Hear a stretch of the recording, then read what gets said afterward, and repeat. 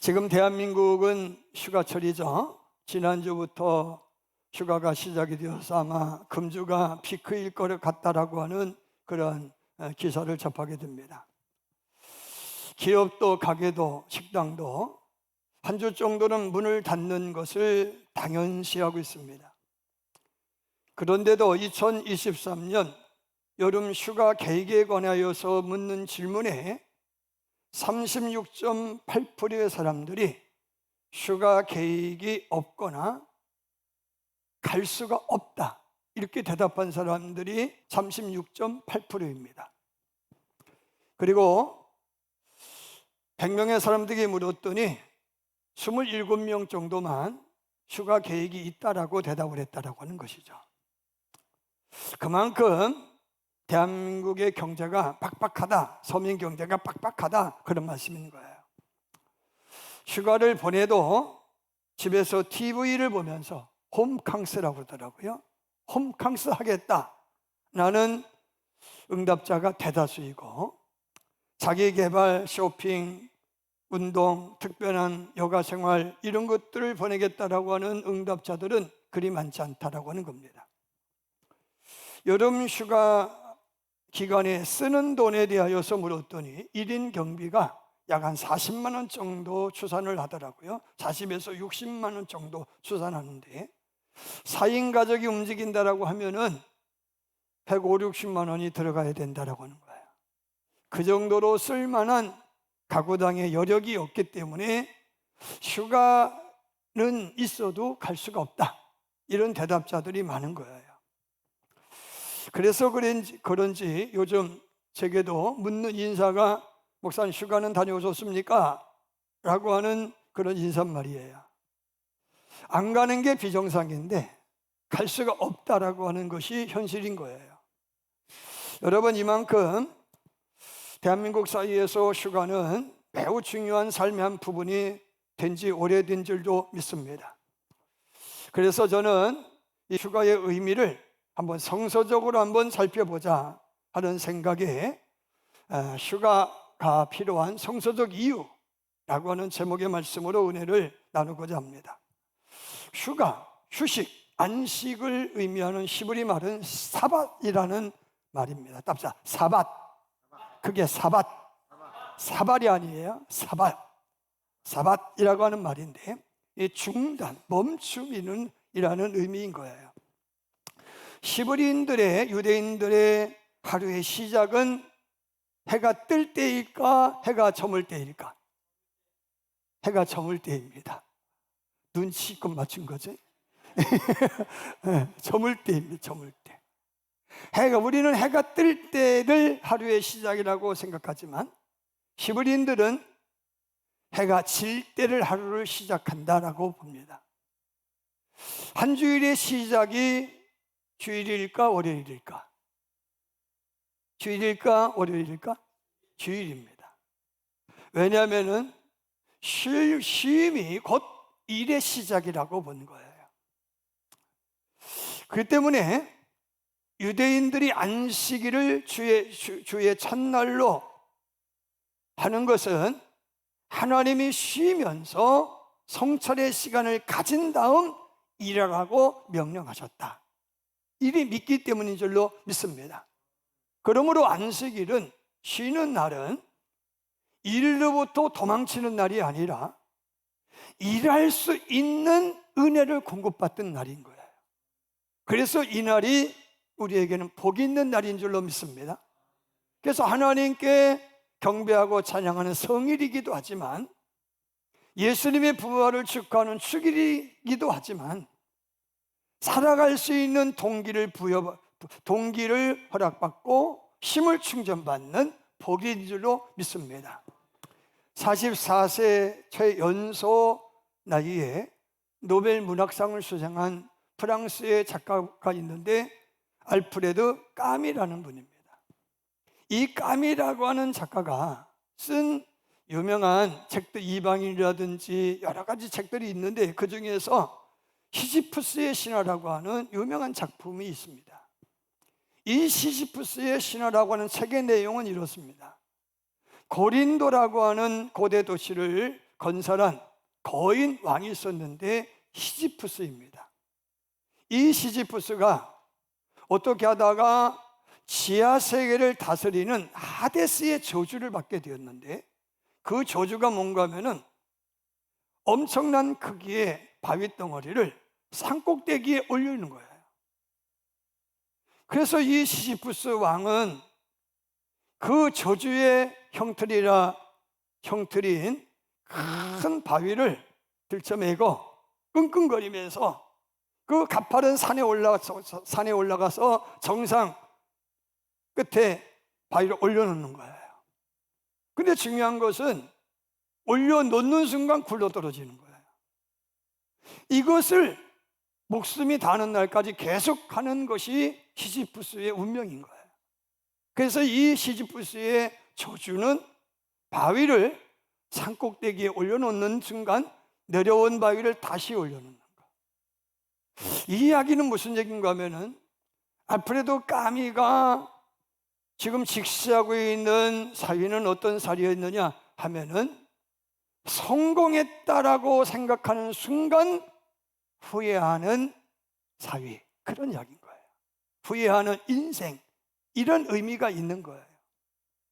여러분, 오늘 이 사위는 지금 묻지마 칼부림이 언제부터인지 계속되어지고, 대구에서는 장갑차가 등장하고 특공대가 지금 준비를 하고 있는 시대가 되었어요. 여러분, 각 도시에서 묻지마 칼부림이 들불처럼 번지고 있어요. 왜 이런 식의 사회현상이 자꾸 재현되는 것일까? 안전을 자꾸 염려하고 안전에 대해서 소중히 하는 대한민국이 연일 안전사고가 발생하고 있어요. 더 나아가 지금 세계 잼버리 대회가 전북 부안 사만금 간척지에서 열리고 있는데, 아니 우리나라 국가 경제력이 세계 10위 아니면 13위 정도 되거든요. 그러나 아이들에게 생수한 병을 제대로 공급하지 못해서 벌레 물려서 살 수가 없다고 도망쳐왔어요. 왜 이런 일들이 자꾸 발생하는 것일까? 시지푸스의 저주처럼 성공이라고 하는 것을 경험을 했는데 순간 후회뿐인 성공을 했기 때문이라는 거예요. 앞서서 말씀을 드린 안식의 의미는 사밧이라는 거예요. 사밧, 중단, 멈춤. 여러분, 이걸 휴식이라고 하는 영어 생추얼이라고 그래요. 생추얼이라고 하는 이 영어 단어는 어디에서 기원했느냐 하면은 라틴어 산튜라고 하는 말에서 기원을 했는데, 산튜라고 하는 라틴어는 어떤 거룩한 장소를 의미하는 거예요. 다시 말씀드리면 쉼이라고 하는 것, 휴식이라고 하는 것, 휴가, 여가라고 하는 것은 뭐냐? 안식이라고 하는 거냐? 어떤 특정한 장소나 시간 속에서 지금까지 일에 쫓겨 다른 것을 생각하거나 자기를 돌아볼 틈이나 겨를이 없이 살아온 나를 돌아보는 것, 그것이 휴가이고 휴식이고 안식이라는 말씀인 줄로 믿습니다. 일에 매여서 살펴보지 못했던 것들을 살피는 시간, 일에 쫓겨서 지친 심신을 다시 시작할 수 있도록 충전하는 시간. 여러분, 성경에 나오는 최초의 안식은 이 하나님께서 6일 동안 세상을 만드신 다음에 제7일에 쉬셨다라고 하는 말씀 아닙니까? 그럼 하나님이 쉬신 이유는 뭐예요? 더 일하다가는 죽을 것 같아서 쉬신 거예요? 아니에요. 6일 동안 만든 것으로 충분했기 때문에 쉬신 거예요. 6일 동안 만들어 놓은 것들로 인하여서 세상에도 생육하고 번성하고 충만하고 이렇게 될 것을 생각하니까 너무 기분이 좋은 거예요. 주님이 기분 좋게 생각하며 쉬신 날이 바로 안식일인 거예요. 그래서 안식하는 사람에게는 답시다. 안식의 복을 받는다. 무슨 복을 받아요? 쉬며 일하는 사람이 쉴 수 있는 복을 받는다는 거예요. 쉬지 않고 일만 하는 사람은 평생 쉬지 않고 일만 하다가 죽는다, 그런 말씀인 거예요. 여러분, 그런 면에서 휴가라고 하는 것은 휴가에는 놀아야 돼. 휴가에는 즐겨야 돼. 휴가는 경험해보지 못한 색다른 것들을 경험하는 거야 라는 감각관념을 버리라는 거예요. 대한민국 사람들은요, 휴가 기간에도 뭔가를 해야 직성이 풀려. 휴가 기간에는 아무것도 안 하는 게 휴가요. 그런데 대한민국 사람들은 뭐를 해도 해야 돼. 특별한 뭔가를 해야만 휴가라고 생각하는데, 성경적인 의미는 뭐냐 하면은, 휴가라고 하는 것은 지금까지 살아온 날들을 더듬어 보면서 이 일을 계속해야 되는 것인지, 내가 이룩한 이 일이 과연 하나님과 사람에게 유익이 되는지, 나의 행복인 동시에 가족의 행복이며 사회의 행복인지를 돌아보는 시간이라는 거예요. 예수님은요, 얼마나 바쁘게 일하셨는지 밥 먹을 시간도 없이 일하셨다라고 말씀하고 있어요. 그런 예수님께서 요한복음 17장 4절에서 내가 한 모든 일은 아버지가 하라고 요구하신 일이었고 나 역시 아버지를 영화롭게 하는 일을 했다, 이렇게 고백을 해요.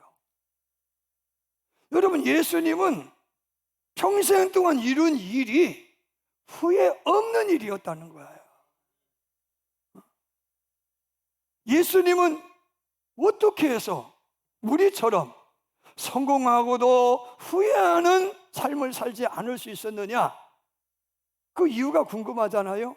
성경이 이렇게 말, 복음서 이렇게 말, 한적한 곳으로 가셔서, 틈나는 대로 한적한 곳으로 가시는 거예요.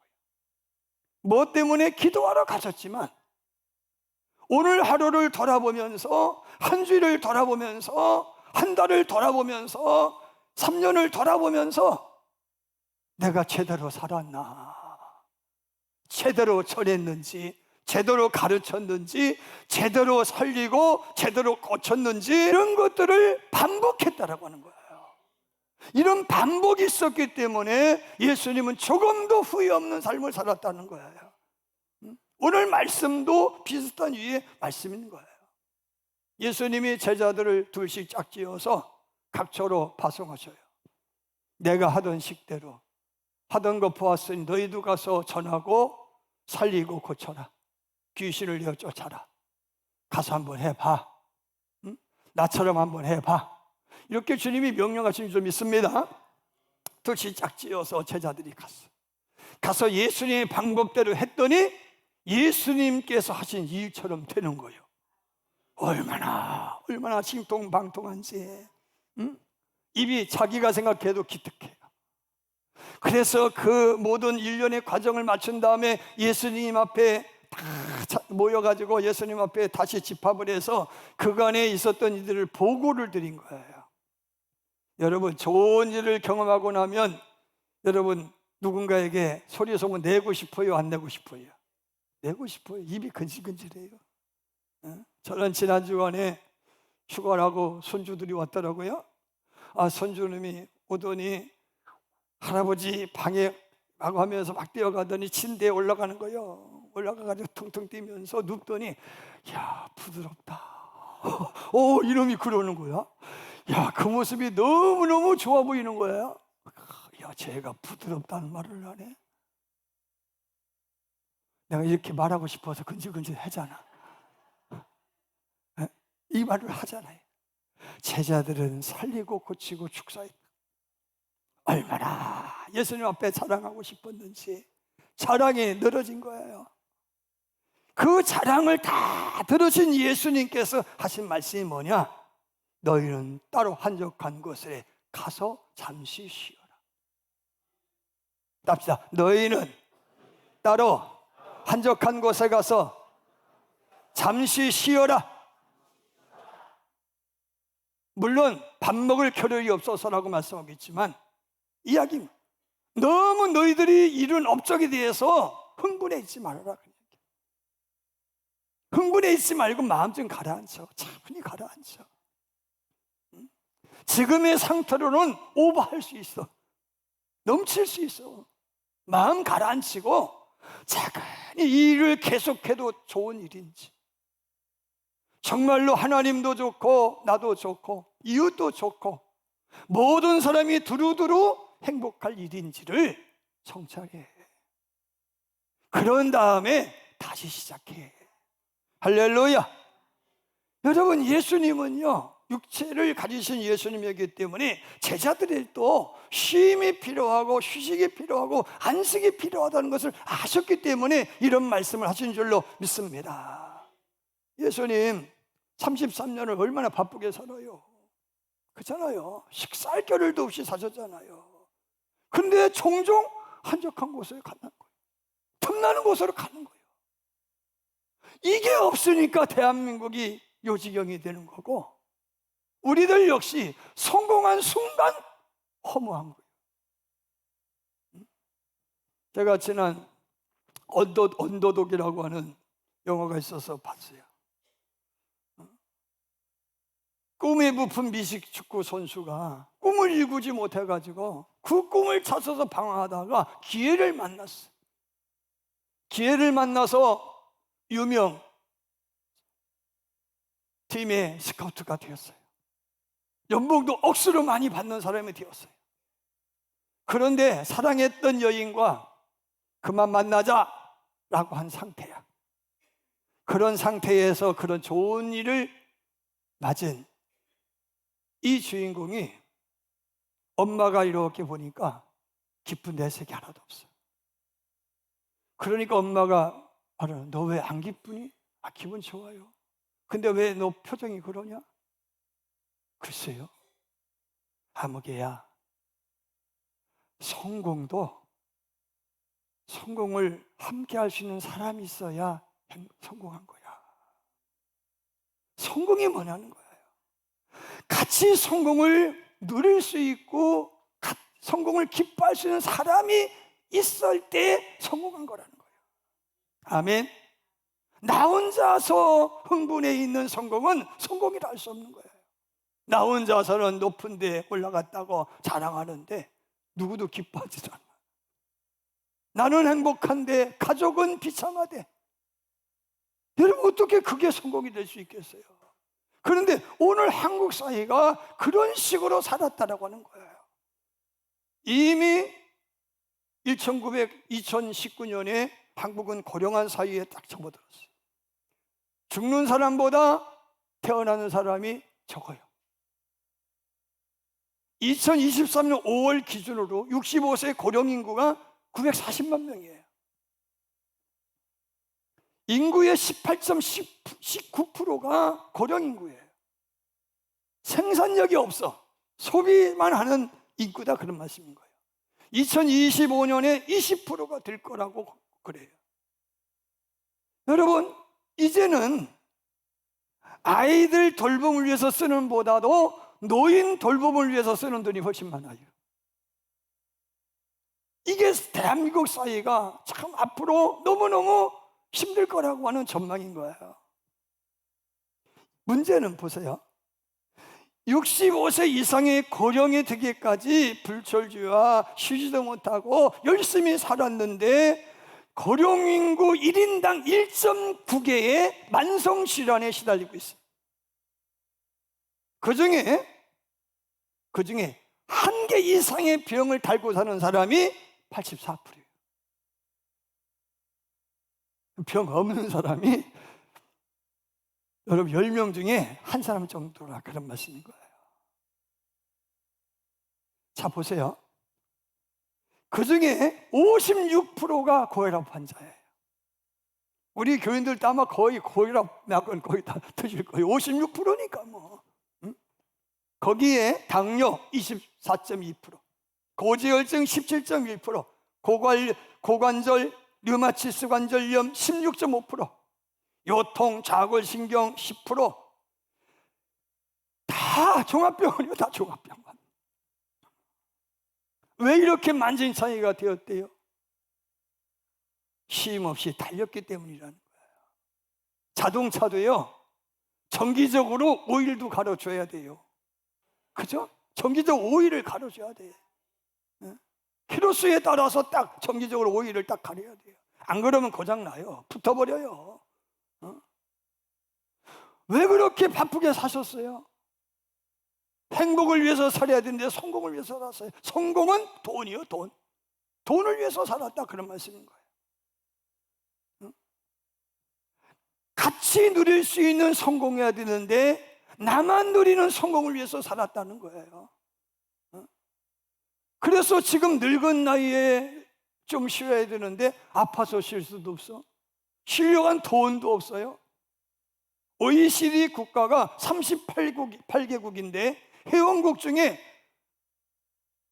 가장 노인 빈곤율이 높은 나라가 대한민국인데 40%가 노인 빈곤이에요. 40%.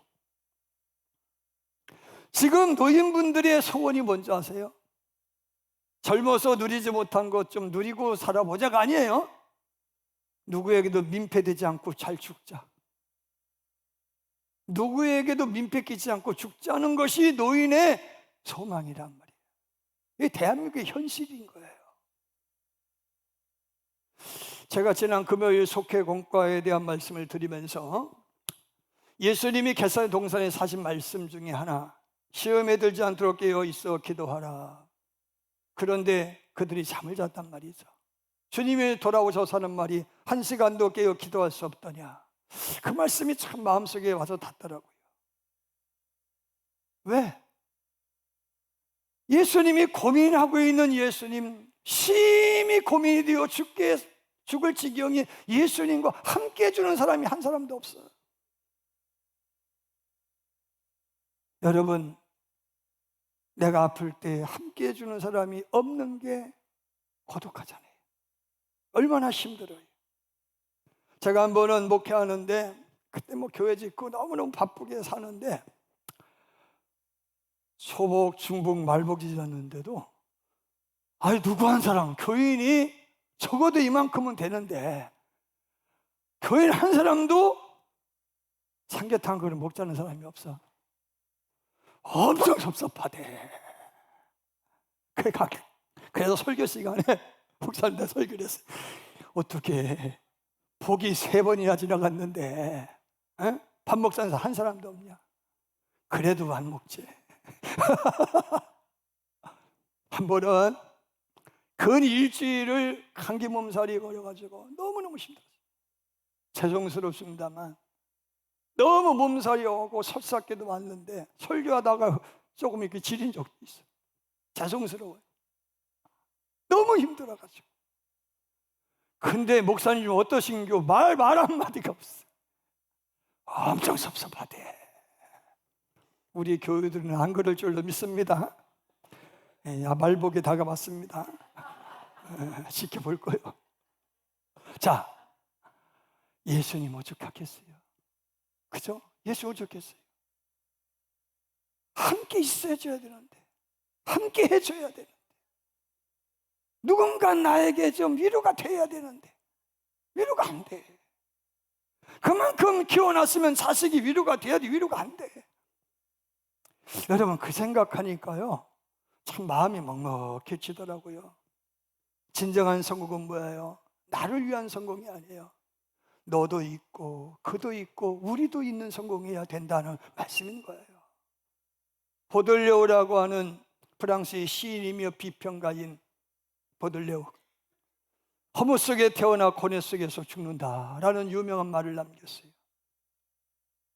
여러분, 섬기는 자만이 다스릴 자격이 있다는 것이 성녀 테레사 수녀의 미연설의 말미의 결론인 거예요. 지도자는요 섬기는 사람이어야 된다는 거예요. 섬기는 사람이 다스릴 수 있는 권세가 있다는 거예요. 아멘입니다. 이 말씀만 드리고 마칠게요. 리더스 다이제스트라고 하는 유명한 세계인 잡지가 있는데 거기에 이런 이야기가 실렸어요. 미국의 그리스도인 작가였던 아서 고던이라는 사람의 이야기인 거예요. 어느 날 갑자기 우울증이 찾아왔어요. 우울증이 찾아온 동시에 무력감에 빠지는 거예요. 글을 써야 글을 쓰는 게 천직인 이 사람이 글을 쓸 수가 없어요. 왜 써야 되는지 의미도 모르겠고, 왜 살아야 되는지 의미도 모르겠고, 죽고 싶어. 그래서 정신과 의사이며 상담가인 친구에게 찾아가서 자기의 이 이야기를 하면서, 야, 내 마음속에는 살고 싶은 마음이 이만큼도 없고 죽고 싶은 마음이 이만큼이야. 다 이야기를 듣던 그 친구가 이렇게 물었어요. 고든, 자네가 어렸을 때 가장 하고 싶어 했고 좋아했던 일이 뭐야? 나 어렸을 때 바닷가에서 파도 소리 듣는 게 그렇게 좋았어. 그러면 한번 그거 한번 시도해 보지? 그럴까? 그러지 말고 내가 시키는 대로 자네가 좋아했던 그 바닷가에 가서 내가 시키는 대로 하루만 살아. 그리고 결론을 내려. 알았어. 바닷가로 갔어. 유년시대에 뛰어놀던 그 바닷가에 갔어요. 그리고 9시에 일어나서 첫 번째 처방전을 딱 열어보니까 이렇게 쓰여 있어요. 자네가 좋아했던 파도 소리를 듣게나, 갈매기 소리도 들어보게나. 시키는 대로 다 했어요. 그랬더니 기분이 좀 좋아지는 거예요. 12시에 두 번째 처방전을 열었어요. 이제 자네가 어렸을 때부터 지금까지 살면서 참 행복했다, 기억나는 순간들을 생각해 보게나. 고도는 바다를 바라보며 해안선을 타고 밀려드는 파도 소리를 들어가면서 추억을 하나하나 떠올렸더니 기분이 더 좋아지는 거야. 더 좋아지는 거야. 할렐루야. 시간이 흘러서 오후 3시가 되어 세 번째 처방전을 열었어. 자네 인생의 동기와 의미를 다시 한번 검토해 보게. 자기는 이 처방전을 보면서 왜 글을 쓰는 이치를 생각해 보았어요. 깊이 생각해 보니 글 쓰는 이유가 내 명예와 내 이름 석자 사람들에게 알려서 박수 받는 것이야. 그리스도인이라 자처하는 내가 하나님을 위해서 살지 않고 의미 없고 헛된 내 이름 위해서 살았구나 라는 생각이 밀려드니까 자기도 모르게 자기가 추해지는 거예요. 그러면서 눈물이 막 흐르는 거예요. 6시가 되었어요. 마지막 처방전을 열었어요. 이제 자네의 죄를 하나님께 자백할 시간이 되었는데, 자네가 자백해야 될 죄들을 모조리 모래사장에 적게나. 그 이야기를 처방전을 읽고 모래사장에 자기가 생각나는 죄악을 모조리 한자 적기를 시작했어요. 하나님, 저는 이제까지 하나님의 영광을 위해서가 아니라 제 이익심과 욕망과 출세를 위해서 살았습니다. 하나님을 제대로 섬기지도 못했고 내 이웃을 진정으로 사랑하지도 못했습니다. 내가 사람들을 사랑하기보다 목적과 수단으로만 대했습니다. 이렇게 회개의 글을 쓰는데 눈물이 철철 흐르는 거예요. 그런데 순간 민물이 샥 들어왔다가 썰물이 싹 빠져나가면서 쓴 글이 싹 지워졌어. 할렐루야. 민물이 샥 들어오니 썰물이 확 빠져나가면서 쓴 글씨가 싹 지워졌어. 순간 그는 벌떡 일어나서 하나님을 찬양하는 거예요. 하나님은 이렇게 추악한 나를 위해서 십자가에서 고난당한 그 피로 내 죄를 씻어주셨고 거듭나게 해주셨는데, 내가 하나님을 위해서 살지 않고 나만을 위해서 살았던, 그를 위해서 살지 않고 너도 위해서 살지 않고 우리를 위해서도 살지 못했던 그것을 후회하면서 다시 소생하게 된 줄로 믿어지시면 아멘 하시길 바랍니다. 엿새 동안은 힘써 내 모든 일을 행할 것이나 일곱째 날은 내 하나님 여호와의 안식일인지 그날에는 너나 내 아들이나 딸이나 내 남종이나 여종이나 내 가축이나 내 성중에 우고하는 이방인이라도 아무 일도 하지 말라. 엿새 동안 여호와께 하늘과 땅과 바다와 그 가운데 모든 것을 만드시고 일곱째 날에 쉬셨음이니라. 그러므로 여호와께서 안식일을 복주사 거룩하게 하셨느니라. 아멘. 유대인만이 아니라 이방인들도, 자유인만이 아니라 노예들도, 종들도 쉬면서 돌아보고 성찰의 시간이 필요하느니라. 충전의 시간이 필요하느니라. 너희들은 이것을 반드시 지켜야 할지니라. 아멘입니까? 휴가의 의미가 무엇이에요? 내가 잘 살았는지 못 살았는지를 돌아보는 거예요. 이 일을 계속 해야 되는지 안 해야 되는지를 성찰하는 시간이 그런 거예요. 내가 쌓은 업적을 찬양하는 날이 아니라 이 업적으로 인하여서 나도 좋고 너도 좋은지, 네 좋고 매부 좋은지를 생각하는, 이대로 살면 가족도 행복해지고 이웃도 행복해질 수 있는지를 우리가 머릿속에 그려보는 거예요. 그게 휴가다, 그런 말씀인 거예요. 오늘 이 성서적 휴가의 의미를 진정으로 깨닫고 한 주를 돌아보는 여러분들 되기를 주님으로 축원합니다. 다 일어나서서 우리 찬양합시다.